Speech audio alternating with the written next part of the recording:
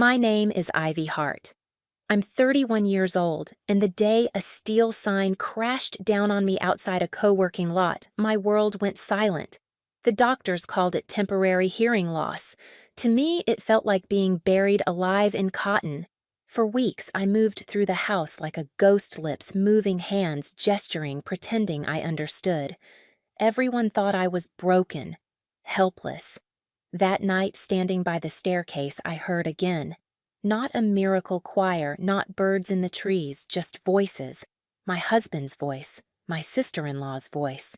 Their words cut sharper than any shard of glass.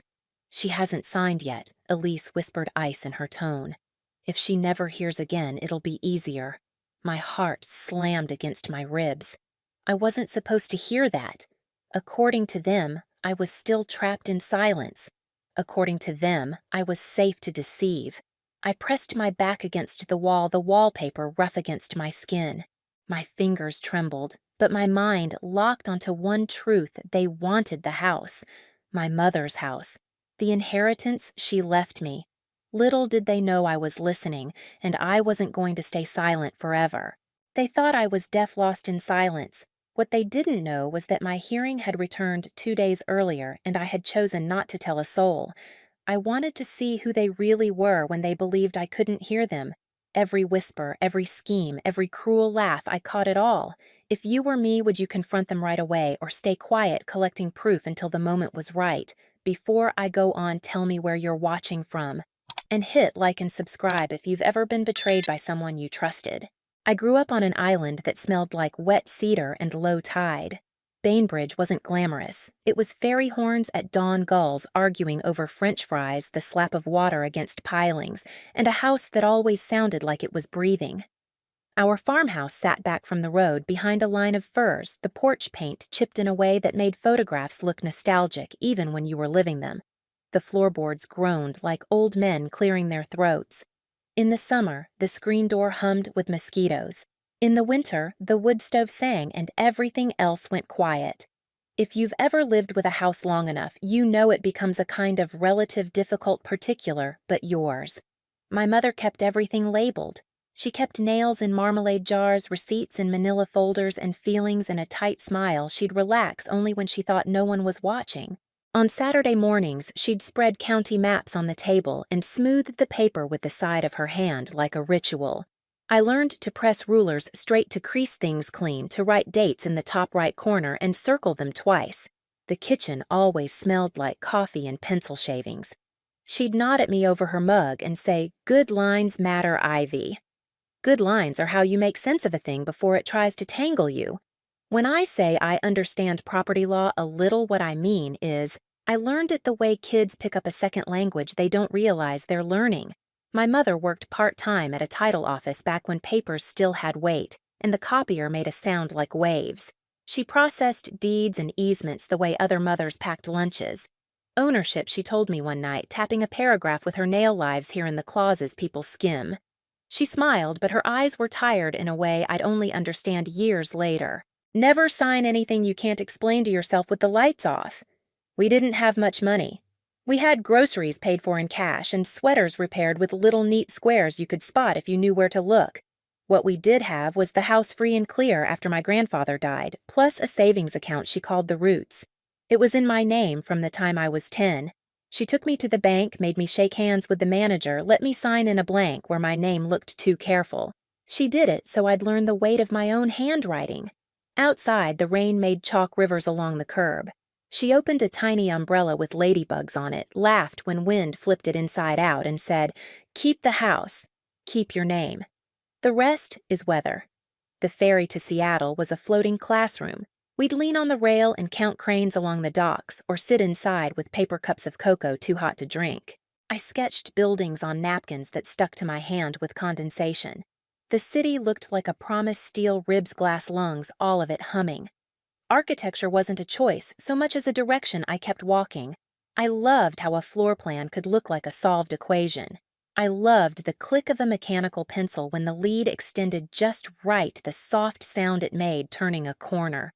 On those rides, my mother would talk about nothing and everything. She'd point out a roof line and ask how I'd fix the drainage. She'd ask who I wanted to become and listen like my answer mattered more than anything. When we docked, a bell would ring and people would stand in unison, the whole boat shifting like a beast waking up. I met Ethan at a charity spin class I didn't want to attend. A friend dragged me because she had free passes and a crush on the instructor. The studio smelled like eucalyptus and determination. Lights pulsed in blues and pinks. A row of men in tank tops pretended not to watch themselves in the mirrors. Ethan wasn't the instructor. He was the man who refilled water stations and joked with people like they'd been friends for years. He had a careful kind of smile, the kind that made you feel chosen for the length of it. He fixed the wobble on my bike as if it mattered, then asked if I liked the playlist. I told him the beat was a little aggressive. He laughed and said I can adjust intensity. He said it like a promise. He was warm at first in a way that didn't feel like performance. He remembered that I hated cinnamon. He learned the route to my apartment and never made me feel guilty for taking the long way home. He asked about my models not to be polite, but because he liked seeing my hands moving as I talked. On nights I worked late at the firm, he'd show up with takeout and sit while I cut foam core until the apartment floor looked like it had snowed. He held pieces while the glue set and told stories about the clients at the studio who measured their worth in numbers that didn't sound like bodies at all.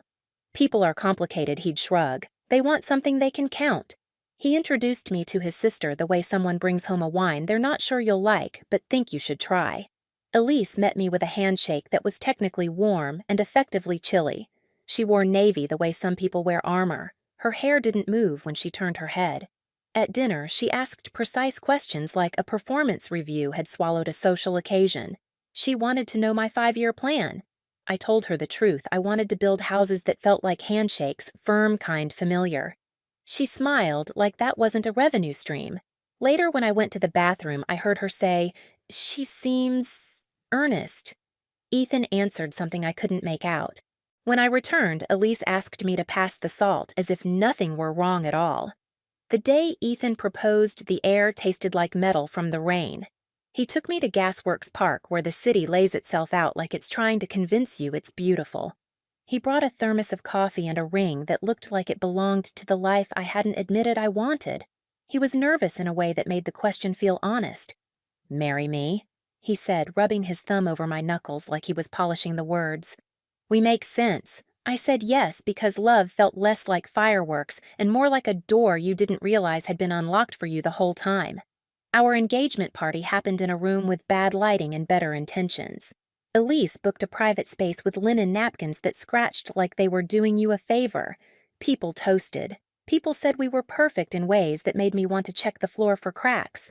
Elise clinked her glass and did a little speech about family. She used the word legacy 3 times. When she hugged me afterward, she whispered, "Welcome to the Hearts," and it sounded less like an invitation and more like terms and conditions. I would be lying if I said I didn't notice the differences then. The Hearts had a vocabulary built from schools and seasons and donations. They didn't brag. They arranged facts in a way that made bragging unnecessary. My mother sent me a card with a $100 bill pressed inside and a handwritten recipe for a lemon cake that always collapsed in the middle. I cried in the bathroom and told myself it was because I was happy. The truth was bigger than that and harder to name. We found a narrow townhouse in Capitol Hill with staircases that turned sharply like the house wanted to keep secrets between floors. It had an old window in the bedroom that let in more streetlight than it should. We painted the smallest room a color that looked like the inside of a salt shaker. Ethan called it cloud. I called it almost. We learned each other's morning sounds. The kettle, the shower, the way he cleared his throat before saying something he hoped I'd agree with. We joked about starting a jar for every time he said optimization. We were careful with money in the way couples are when they're trying to be grown-ups about it. He said the studio was expanding. He said opportunity always looks like risk if you stare at it too long. My mother died on a Tuesday, which is a mean day to do something so permanent. Cancer. The word still tastes like rust. She called me the night before to ask if I had enough firewood on the island and whether I was eating anything green. She spoke like she had an infinite supply of evenings left. Her will was straightforward in the way she'd taught me to be. The house came to me along with a letter that wasn't formal at all. She wrote it on lined paper pulled from a notebook that still smelled a little like cardboard. "You will be tempted to trade certainty for comfort," it said in her slanted hand. "Don't. Keep the house. Keep your signature yours. The rest is weather." I read that letter in the living room with the kettle clicking cool behind me. The air felt thin around my ribs. Ethan held me like he meant it. He made tea and couldn't find the honey and kept opening the same cupboard as if it might accept a new answer if he was polite enough. He said the right things. He plans when he's scared. That's something I should have loved about him, and I did for a while. He wanted to talk about maintenance schedules and ferry costs and property taxes. I wanted to sit with memory until it settled somewhere that didn't feel like drowning. On the island after the funeral, I walked the porch and the floorboards talked back. I could still hear my mother moving through the kitchen, drying a glass, the little tap of her ring against the rim. I lay on the old porch swing and let it complain under my weight. On the ceiling, the paint peeled in shapes that looked like countries. I put my hand on the railing and felt splinters catch my skin like a reminder to pay attention. The neighbor's dog barked at a deer, and then nothing moved for a long time. The house didn't require me to be brave. It just required me to be there. Elise came to the island a week later with paper lilies in a vase that smelled like glue. She stood in the doorway without stepping in and said, "This is sweet." She pronounced sweet like it meant small. She asked if I had a plan for optimizing the asset. I said I was grieving. She widened her eyes like I'd made a joke she didn't get. "Of course," she said. "Just time-sensitive choices have a way of making themselves." When she placed the vase on the counter, she wiped her fingers on a tissue like the house had left a residue on her. I didn't know it then, but the signatures I kept safe in a folder with my mother's letter would become the exact signatures someone would try to take. I didn't know that the house that breathed like a person would need me to defend it like one. If you've ever stood in a room and felt its history press lightly against your shoulder, you know how a place can ask you not to go. I didn't realize how quickly silence could move in after grief. After the funeral, after people carried away plates of food and folded chairs after the ferry pulled out with the last well-wishers, the quiet set in like fog. Ethan stayed on the island for a few days, then said the studio needed him back. I told him I was fine alone. I wasn't, but I wanted to believe it. The house had a way of making solitude look like strength. At night, though, when the pipes ticked and the trees scraped the siding, it felt less like strength and more like abandonment. We returned to the townhouse in Seattle, and that's when the first cracks widened. Ethan busied himself with expansion's strategic partnerships, words that sounded borrowed from Elise's vocabulary. He came home late, sometimes smelling like someone else's cologne, sometimes with receipts for dinners that had more zeros than we should have been spending. I asked questions. He smiled, kissed my forehead, told me I worried too much. It was the same smile that once meant comfort.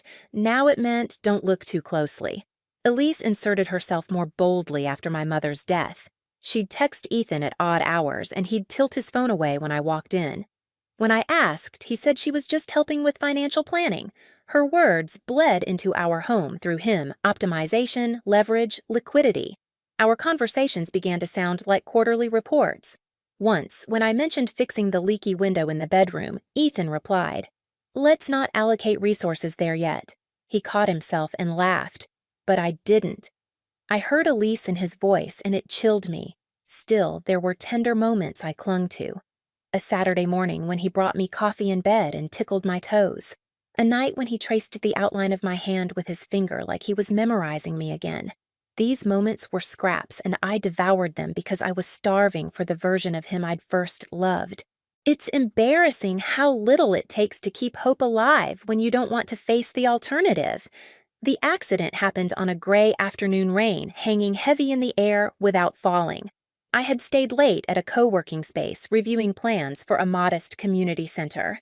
I remember walking across the parking lot juggling blueprints when a gust of wind shoved a loose steel sign from its bolts. The edge caught me above the ear, and everything snapped into blur. I woke under fluorescent lights, the room swimming in antiseptic smell. A nurse leaned over me, lips moving. No sound. Nothing. The silence was so absolute it roared. They called it temporary sensorineural hearing loss. They said recovery could take days, weeks, maybe never. Ethan sat by my bed, holding my hand, mouthing words slowly, eyes wide like he was promising the universe he'd never let go. He scribbled, "I love you" on a sticky note and pressed it into my palm. I cried both because I believed him and because I didn't know how to live in a world where language had been stripped away overnight. At home, the world rearranged itself. He downloaded an app that transcribed his voice to text, at least at first. He used sticky notes on the fridge, brief sentences that felt like lifelines. But within weeks, the notes stopped appearing. The app gathered digital dust. He'd talk with his back turned, and when I tapped his shoulder, he'd sigh a sound I couldn't hear but could feel in the slump of his shoulders. The man who once traced my hand now tapped impatiently at the counter while I tried to read his lips. Elise visited more often, bearing pastries I couldn't taste properly and questions I couldn't answer fast enough. She spoke too quickly, her lips a blur. When I shook my head, she'd smile with pity sharpened into something cruel. "It must be exhausting for you," she said once, eyes sliding toward Ethan. "For both of you." She pretended to mean well, but her glance made it clear she was weighing me like an asset losing value. I kept a notebook. At first, it was to practice lip-reading scribbling phrases I thought I saw, but it became something else, an archive of the small betrayals that added up. Wednesday, Ethan on phone, laughing. Couldn't hear words, but face alive. Friday, Elise mentioned timeline when she thought I wasn't watching. Monday, Ethan left phone, face down again, messages from E. I recorded it all, not knowing yet why only that I had to. One night, I caught a look between them across the dinner table.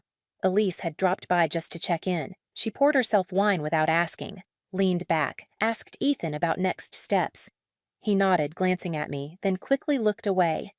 My stomach twisted. I couldn't catch every word, but I read enough sign estate account. Words that belonged to my mother, not to them. I smiled tightly, excused myself, and shut the bedroom door with hands shaking. Have you ever sat in a room knowing people outside it are planning your erasure? That's what it felt like my life was a document and they were redlining it, removing what mattered most. I pressed my notebook open, underlined the word sign until the paper nearly tore. My mother's warning echoed, "Never sign anything you can't explain to yourself with the lights off." I wasn't ready to face them. Not yet. But I knew for the first time that something rotten was moving under our roof. Ethan's tenderness thinned out further. His touches grew absent-minded, his smile polite. He began leaving earlier, returning later. He'd murmur something to Elise in the hallway when they thought I couldn't read it. My heart kept breaking in increments so small they almost passed unnoticed. I told myself he was stressed, pressured by the studio, by debt, by responsibility. But deep down, I knew. I just wasn't brave enough to name it. The last straw came weeks after the accident. Elise came over in a red coat that glared against our beige walls. She sat across from me, legs crossed, coffee steaming in her hand. She turned her head slightly away and muttered, lips curling, "She's just furniture now." I read it as clearly as if it were etched into stone. My chest hollowed. I kept my face, still refused her the satisfaction of reaction. Ethan walked in minutes later, and she beamed at him, voice turning honey-sweet. I wondered if he noticed the switch. I wondered if he cared. That night, I lay awake, staring at the ceiling, counting the shadows of passing cars. The silence pressed on me like a weight heavier than the accident, heavier than grief. But somewhere in that suffocating quiet, a thought sparked. Maybe silence wasn't weakness. Maybe it could be a weapon. I didn't know yet how. But I wrote it down in my notebook, underlined it twice. A seed planted in the dark. I didn't know it then, but the seed would grow into the plan that changed everything. The same plan that would force me to play deaf even after sound returned. The same plan that would bring us to the office of a notary with documents Elise thought she controlled and evidence she never saw coming. The weeks blurred into a rhythm of half-truths and staged kindness. Ethan kissed my forehead when he left for work, but his eyes slid away too quickly. Elise stopped knocking before entering, drifting through our townhouse like it already belonged to her. She stacked envelopes on the counter documents to review her handwriting, neat her smile tighter each time I ignored them. I remember one Sunday afternoon most clearly. Rain stitched against the windows, the air thick with the smell of old coffee. Ethan sat with his laptop, jaw tense, shoulders curled in as if the screen might swallow him. Elise paced phone pressed to her ear, her heels clicking sharp as accusations. I sat on the couch with my notebook pretending to doodle heart-pounding. Elise ended the call, dropped into a chair and said, "The valuation's ready." She glanced at me, lowered her voice. "It's 30% below market. He'll push it through fast." Ethan rubbed his temples. "She's not signing yet." "She will," Elise snapped, then smiled at me, sugar melting over poison. "We'll make it easy." I gripped my pen until the ink bled. Easy. That word stung worse than anything. Easy meant taking what was mine because they believed I couldn't stop them. Easy meant erasing my mother's voice, her letter, her warning. I wanted to scream. Instead, I lowered my gaze, wrote in the margin, "They think I'm easy. Prove them wrong." It was around then that Serena reappeared. Serena Vale, the ex who once called me plain in a cocktail dress I'd spent 2 paychecks on. I saw her name on Ethan's phone, half-hidden, scrolled quickly past. Later that week, she posted a photo of a latte at a cafe 2 blocks from our house. My stomach tightened. Coincidence, maybe, but her caption, "Some secrets taste sweeter," made bile rise in my throat. I watched Ethan that night across the dinner table. He chewed, slowly, glanced at his phone. Twice, smiled faintly at something unseen. I stabbed a piece of broccoli and pretended not to notice. My mind twisted in loops. Was it her? Was it Elise feeding me another illusion I didn't know? I only knew the walls felt closer, the silence heavier. I began visiting the Bainbridge house more often. The ferry became my confession booth. Standing on the deck, I let the wind slap my face, carrying whispers I couldn't say aloud. On the island, the air smelled of pine needles and damp soil. Inside the house, I'd sit at the dining table with my mother's letter unfolded in front of me. Her handwriting slanted but steady. "Don't trade certainty for comfort. Keep the house. Keep your name." I traced each word with my finger until the paper grew soft. One evening, Naomi Brooks, my neighbor, knocked on the farmhouse door. She carried soup in a chipped mug and a smile that felt unpolished real.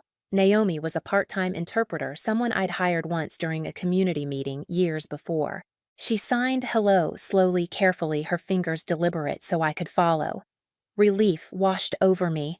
For the first time in weeks, I felt seen, not just pitied.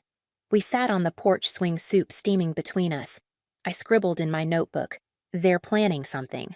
Naomi frowned, signed back, "Be careful." Her hands moved like wings. She didn't ask for details. She didn't push.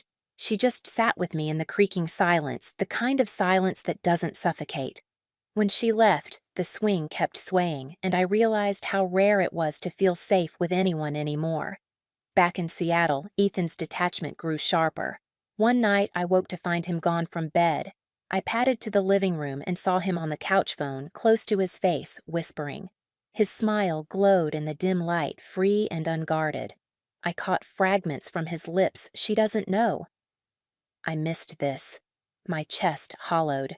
He noticed me in the doorway, froze, then forced a different smile. "Work stuff," he mouthed. I nodded, turned back to the bedroom, but inside, something cracked. Elise's cruelty sharpened too. She arrived one morning with croissants butter-rich and heavy in a box. She set them on the counter, looked me dead in the eye, and said, "If I were you, I'd be ashamed." Her voice dripped contempt, but her lips formed each word slowly, deliberately, as if daring me to read them. I did, and I smiled back, refusing to flinch. That night, I wrote in my notebook a shamed no, waiting. The storm inside me built until it found its breaking point. It happened on a Tuesday evening. Elise and Ethan shut themselves in the study door, nearly closed. I pressed my ear against the wood, though I couldn't hear, not yet. Then I could. The muffled edges of sound seeped through faint but real. My hearing had begun to return.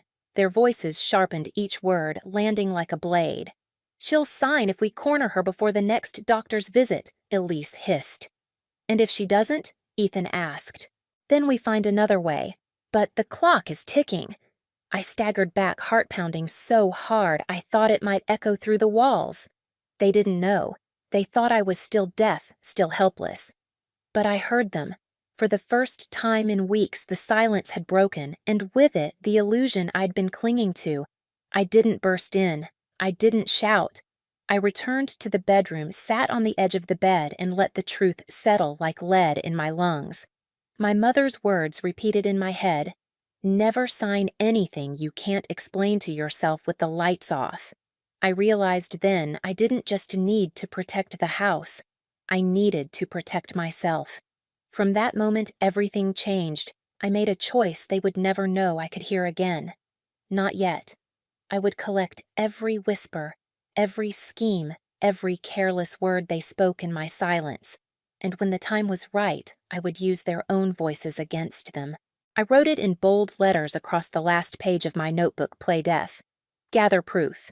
Strike when ready. The seed planted weeks ago had grown into a plan, and in that plan, silence wasn't weakness anymore. It was my sharpest weapon.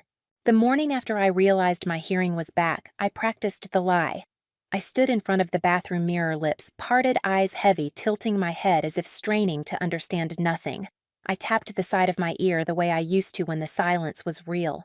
It felt grotesque, pretending to be weaker than I was, but the mask gave me power. They couldn't steal what they didn't know I had. Ethan walked in while I was still brushing my hair. He said something too low, too casual, then froze, maybe waiting for me to react. I gave him the blank look I had perfected, the one that said, "I didn't catch that." His shoulders dropped in relief. He touched my shoulder lightly, almost absently, and left the room. I gripped the counter to steady myself. Every instinct screamed to confront him, to scream, "I heard you plotting my erasure." But I swallowed it. I needed proof. The proof came in pieces, jagged and bloody, each one cutting me a little more. One evening, I sat curled on the staircase, the wood cold through my thin pajamas. Ethan's voice drifted from the kitchen. He was on the phone, back-turned, voice hushed but clear enough now. "She'll sign soon. Elise says the numbers are lined up." A pause. A laugh softer than I'd heard in months. "Don't worry. She's too naive to suspect." I held my breath until my chest ached. He thought he was safe because my world was supposed to be muted. But I heard every word, and each one etched itself into my ribs. The next day, I checked the printer in Ethan's home office. Paper still warm. My name in black ink above the line marked signature. The document read, "Durable Power of Attorney." My stomach clenched. The words blurred as if the page itself was shaking. This wasn't insurance paperwork. This was ownership stripped and handed to them. I slid the paper back into the tray, careful not to leave it askew. Then I took a photo with my phone. Evidence. Later that week, Elise arrived with croissants again, her heels sharp against the hardwood. She spread folders on the counter, speaking to Ethan while pretending I was a shadow in the corner. "The valuation's low enough now," she said. "He'll take it at a discount, no questions." "We move before her next doctor's appointment?" Ethan nodded, lips pressed. Elise caught my eye and smiled like she'd won a prize no one else wanted. I smiled back, wider, emptier. That night, I played the recording from the door camera. I had forgotten it stored audio, too, at least a few seconds after motion. There they were, Elise's clipped voice, Ethan's hesitant replies. "She won't fight it," Elise insisted. "She can't. We just need her name on the line." The words hissed out of the tiny speaker, but they were clear enough. I saved the file, then backed it up 3 times. My body moved on instinct, gather, copy, protect. I emailed the file to myself, to a hidden account, to a secure drive Naomi had once helped me set up. I slid my mother's letter into a plastic sleeve, tucked it inside a folder labeled Miscellaneous. I was building a fortress one scrap at a time, and yet every time I looked at Ethan, my heart still twisted. I remembered the man who held foam models while glue dried, who laughed at my cinnamon hatred, who kissed me like my mouth was something holy. Was that man ever real, or had he always been this stranger waiting for me to be vulnerable enough to exploit? Serena complicated everything. She appeared again online, her perfectly angled selfies tagged near our neighborhood. A story of wine glasses, 2 filled, 1 lipstick stained. A caption, "Back where I belong." My gut burned. Was she meeting Ethan? Was she part of this conspiracy, or was Elise using her like bait? I wanted to dismiss it, but Ethan's late nights and secret smiles made the image too easy to believe. I followed him once, slipping out after he left with his gym bag. Rain misted against my jacket, the streets slick. He walked 2 blocks, ducked into a cafe. Through the glass, I saw him sit across from Serena. She leaned forward, hand brushing his wrist. He smiled, not the polite one, not the strained one. The real smile. The one I thought belonged only to me. My breath caught. I turned away before he could see me. That night when he returned home, I pretended to be dozing on the couch. He kissed my forehead. I smelled perfume, not mine. I didn't move. I didn't ask. Instead, I wrote in my notebook, "Trust is the first signature they forged." Days later, Giles Mercer arrived. I hadn't seen him in years, not since my wedding when he toasted Ethan with words about carrying legacy forward. He looked older now, his gray hair sharp against his dark suit. He carried a leather portfolio and a smile practiced in the mirror. Sitting across from me, he leaned forward, voice kind, almost grandfatherly. "Ivy, I know this has been difficult. Managing assets can be overwhelming when you're not at full strength. We just want to help. A signature here, a little delegation, and you'll have less to worry about." I nodded blankly, pen hovering over my notebook as if taking notes. He mistook it for docility. Inside, I burned. The way he spoke slow, careful, like I was a child, confirmed everything. They thought silence made me stupid. That night, I replayed his words in my head until they seared. My mother's warning echoed louder. Ownership lives in the clauses people skim. I wasn't skimming anymore. I was dissecting. The weight of the lie pressed harder each day. Pretending to be deaf when my hearing sharpened again made me hyper-aware of every sound, the fridge humming Ethan's keys on the counter, Elise's laughter brittle and high. The ordinary noises of life became weapons. They revealed patterns, moods, alliances. I learned to catalog them the way a spy memorizes footsteps. But each revelation came with pain.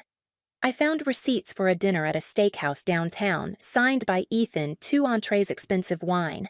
I traced the ink with my finger, imagining Serena's lipstick on the rim of the glass. I nearly tore the paper apart, but instead I photographed it, tucked it back. Evidence again. One evening, Elise left her laptop open while she went to answer the door. I slipped behind it, heart pounding so loud I thought it would give me away. Her email glowed on the screen. I scanned fast subject lines like asset transfer timeline discount buyer confirmed Mercer drafts. I snapped photos of as many as I could before she returned her heels, announcing her like a metronome of dread. When she saw me near the counter, she smiled, sweet as venom. Later that night, in the safety of my bedroom, I zoomed in on one email. Elise had written, "If she resists pressure Ethan to push the sympathy angle. Doctors say recovery is unlikely. We use that." My stomach turned. She wasn't just planning theft. She was weaponizing my body, my condition, my grief. I curled on the bed, clutching my mother's letter, whispering aloud for the first time since my hearing returned, "I hear you, Mom." I hear them too. It wasn't enough to just collect evidence. I needed allies. But who could I trust when even my husband's smile had turned counterfeit? Naomi came to mind. The neighbor who'd brought soup, who signed slowly so I could follow. I knocked on her door the next day, notebook in hand. She let me in without questions, her apartment warm with the smell of tea and old books. I wrote quickly, "They're trying to steal the house. Need help. Keep secret, I can hear again." Her eyes widened, but she didn't gasp. Instead, she signed carefully, "We fight." I exhaled, relief flooding through me. I wasn't alone anymore. That night, I sat in bed, Ethan's steady breathing beside me. Elise's perfume still lingering in the air from her visit. I stared at the ceiling, every nerve on fire, and whispered into the dark. They think I'm furniture. They think I'm easy. They think I'm deaf. They're wrong, and for the first time, I believed it. The day Dr. Ruiz called me back in for a checkup, I almost canceled. Walking into her office meant the risk of someone leaking the truth to Ethan or Elise, but I needed her on record. I needed a time-stamped witness that my hearing had returned. The exam room smelled faintly of alcohol wipes and paper gowns. Dr. Ruiz tapped her pen against the clipboard, asked me to repeat words at different volumes. Pineapple. Tuesday. Remember. I answered each one clearly. Her eyebrows arched, then softened into a smile. You've regained your hearing, Ivy. That's wonderful news. I swallowed hard, holding her gaze. Please don't tell my husband yet. Not anyone. I have my reasons. She hesitated, then nodded. It's your information to share. I'll note it in your chart today. Proof. Medical proof. I felt the weight of it like armor settling on my shoulders. Back at home, I slipped silently into the routine of a deaf woman. I let Ethan repeat himself twice, acted confused when Elise rattled off instructions, feigned frustration when Giles explained documents I pretended not to understand. Behind the act, I listened harder than ever. One stormy evening, the printer betrayed them again. Paper jammed mid-page, leaving half a document exposed. I tugged it free, heart-hammering. It was a property transfer agreement Elise's company's name, listed as broker. My name printed neatly at the bottom beside an empty line. Above it, Ethan's shaky signature. My throat closed. He had already signed his half selling what was never his to sell. I slid the paper back into the tray just as Ethan walked in hair damp from the rain. He glanced at me, then at the printer, suspicion flickering across his face. Paper jam, he mouthed. I smiled, shrugged, tapped my ear, pretended I hadn't understood. He relaxed. That smile again, the counterfeit one. I wanted to spit. Later, I met Naomi at the diner near the ferry dock. The place buzzed with low conversation fry oil thick in the air. We slid into a booth near the back. I pushed photos across the table, the POA, drafted the transfer agreement, the receipts. Her hands trembled as she signed. This is bigger than I thought. I wrote, I need a lawyer, someone who won't flinch. She nodded. The next day, she slipped me a card with the name Alexis Monroe. Ruthless reputation. Exactly what I needed. Meeting Alexis felt like stepping onto a different battlefield. Her office was sleek, all glass and chrome, the kind of place that dared you to lie.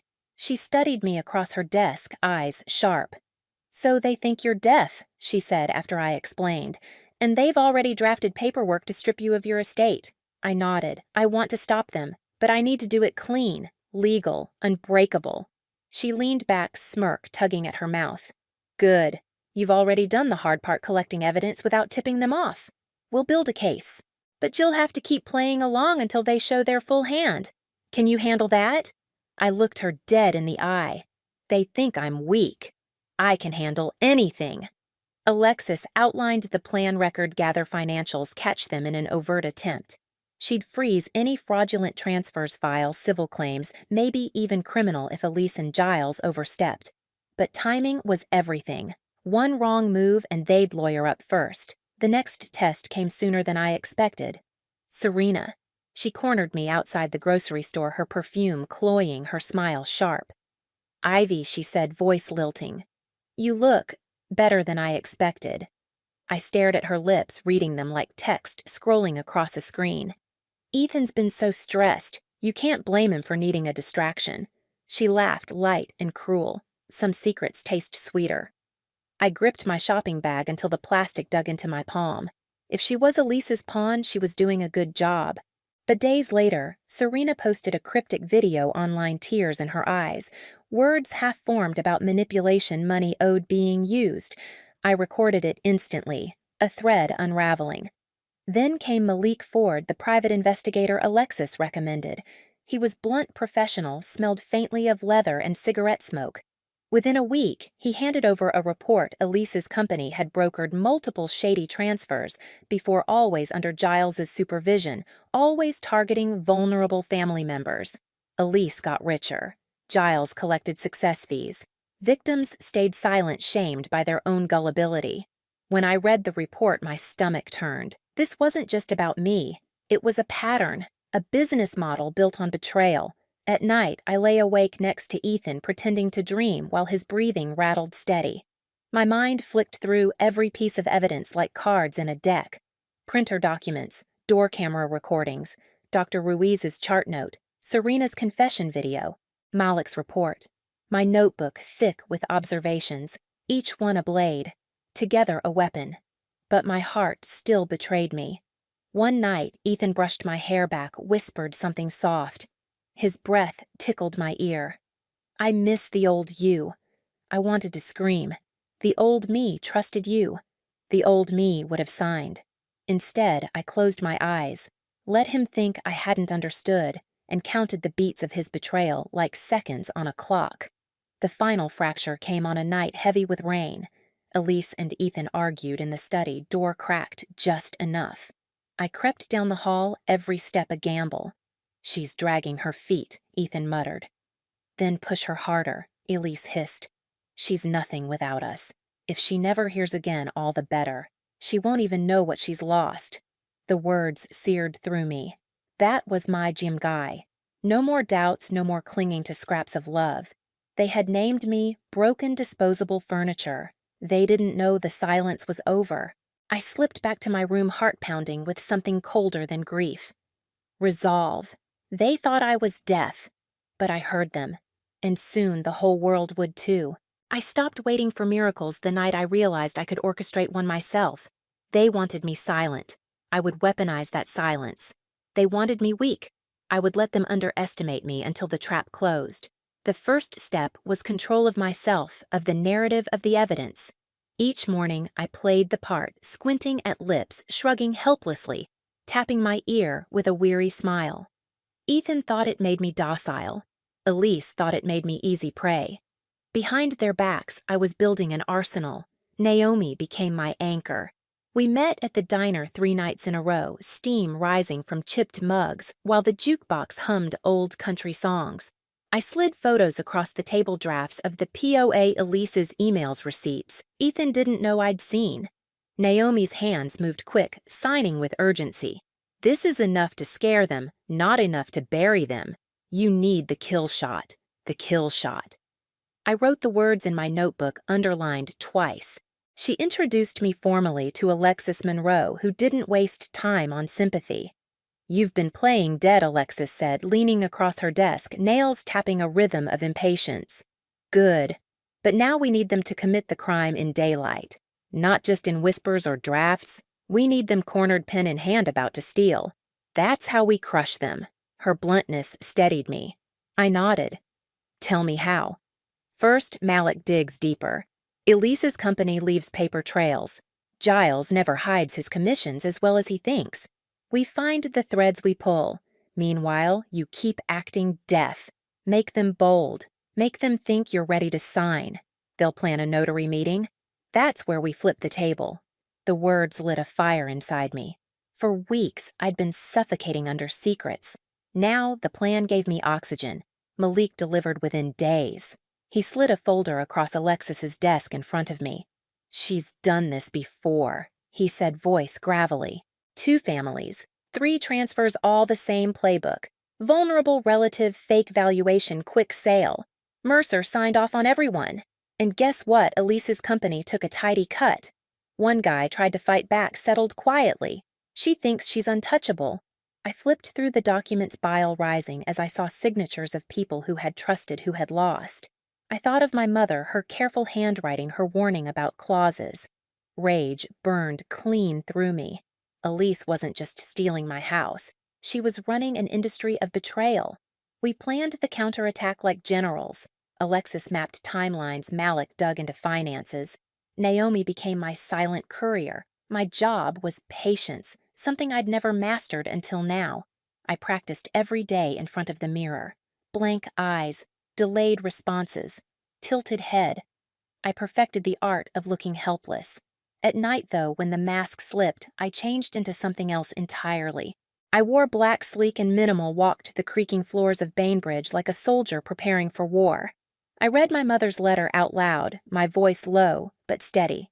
Keep your name. The rest is weather. It became my mantra. Ethan grew more careless the longer I played my role. One morning, he left his phone on the counter while he showered. Notifications lit up messages from E. My chest tightened, expecting Serena. But no, Elise. Line after line. We need her signature before quarter end. Giles says the buyer won't wait. Don't get soft now. I photographed every screen before the phone locked. Later, I stared at the images, the truth carving into me. Not just a betrayal of love, but partnership in theft. My husband and his sister conspiring her words, pulsing across a screen he carried everywhere like a lifeline. That night, he leaned close to me, in bed, brushed hair from my face, whispered, "You'll feel better once it's all handled." He thought I hadn't heard. I nearly choked on my own fury. The closer the walls pressed, the sharper I became. Serena reached out next, unexpected, shaky. She found me outside the courthouse of all places, cornered me with a look that wasn't smug this time. Her eyes rimmed red. I didn't want to. Elise said she'd ruin me if I didn't play along. Her words tumbled like stones. She paid me to distract Ethan, to make you jealous, to hurry you into signing. But I swear nothing happened. He he never touched me. I searched her face. For once, she looked human, not polished glass. She shoved her phone at me, hands trembling. Bank transfers, Elise's name, proof. I exhaled slowly. "You just switched sides," I said, voice low. "Call it survival," she muttered. Her confession slid neatly into Alexis's plan. Another blade in the arsenal. We rehearsed the confrontation in Alexis's office like it was theater. Naomi played Elise, Malik played Giles. Alexis walked me through every line, how to feign confusion at the insurance documents, how to pause before signing, how to drop the recording at the exact moment. "You'll let them incriminate themselves," she said. "You'll hold the mirror up and they'll see monsters staring back." At night, I paced the Bainbridge house rehearsing.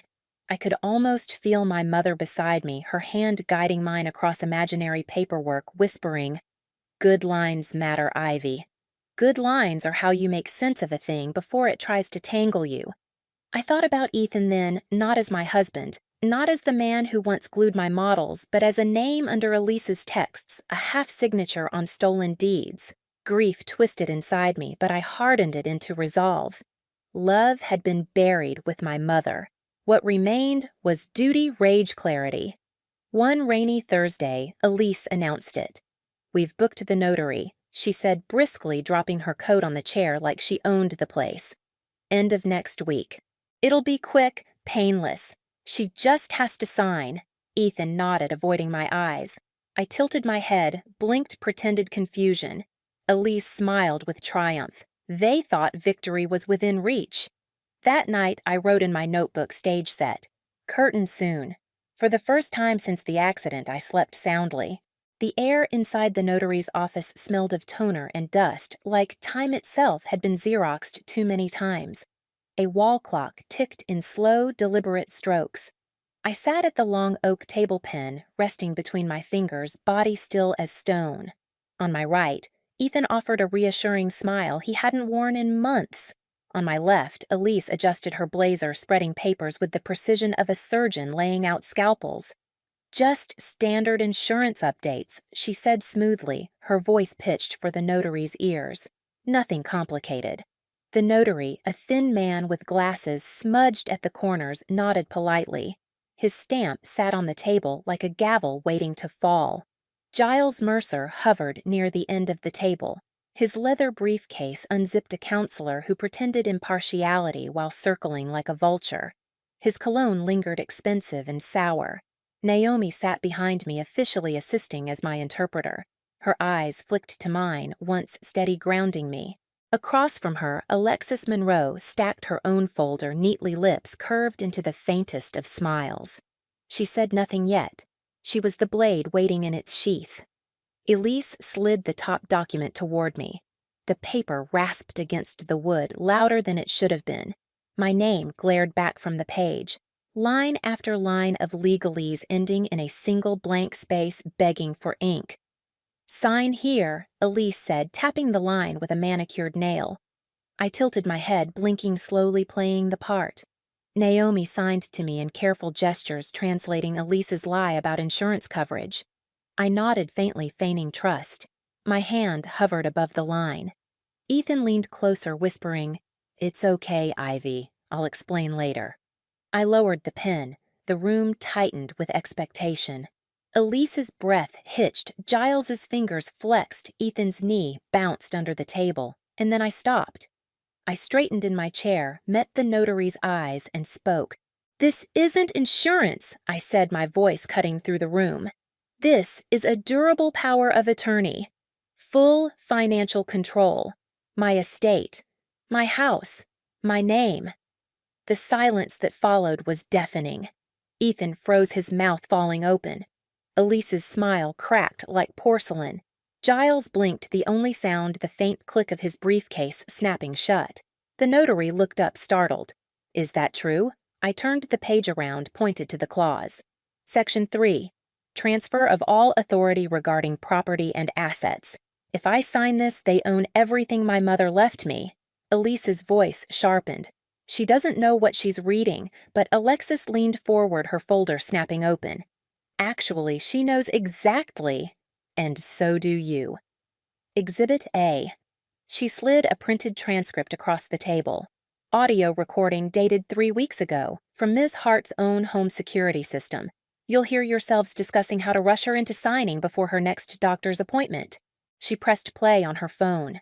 Elise's voice hissed through the speaker. "She won't fight it. She can't. We just need her name on the line." The notary's eyes widened. Elise lunged forward. "That's inadmissible." Alexis raised a hand. "Not in this context. And there's more." She produced another sheet, Malik's report stamped and signed. Exhibit B. Evidence of fraudulent property valuations coordinated through Elise Hart's financial channels. 30% below market. Buyer affiliated with her own firm. A textbook conflict of interest. Elise's face drained of color. And finally, Alexis said calmly, sliding out a letter in my mother's hand, laminated for protection, Exhibit C. A written testament urging her daughter never to delegate financial authority without cause. It aligns directly with Ivy Hart's intent to preserve her inheritance, and it underscores the bad faith attempt to override her wishes. Giles cleared his throat, but Alexis turned on him like a hawk. "And Giles Mercer. Shall I explain how your success fees appear in 3 prior estate transfers, all using the same template, all under Elise Hart's direction, because my investigator has receipts. Literal ones." The notary pushed his chair back an inch, nervous. I can't authorize this signing. Not under these conditions. I'm suspending the session." I leaned forward, finally letting the mask slip. My voice was steady cold. "For weeks you thought I couldn't hear. You mocked me. You plotted to strip my mother's house out from under me. You called me naive. Furniture. Dead weight. But I heard it all. Every whisper. Every lie. And now so does everyone else." Ethan's face crumpled. "Ivy, please. I didn't want this. Elise. Don't you dare." Elise snapped, whipping toward him. "You were part of this. Every step." Giles muttered something about misunderstanding, but Alexis cut in. "Save it for the judge. You'll both be receiving formal notice within the week. Civil fraud, breach of fiduciary duty, attempted coercion. It won't be pretty."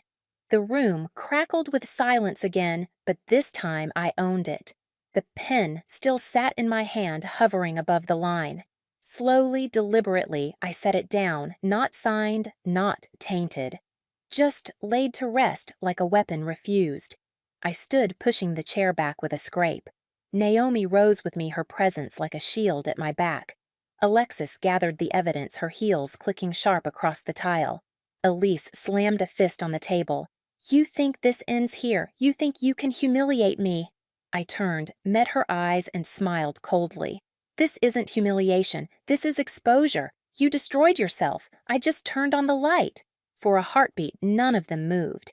Then the notary reached for his stamp, sealing the cancellation across the top of Elise's pristine document. The ink bled red across the page like a wound. I walked out without looking back.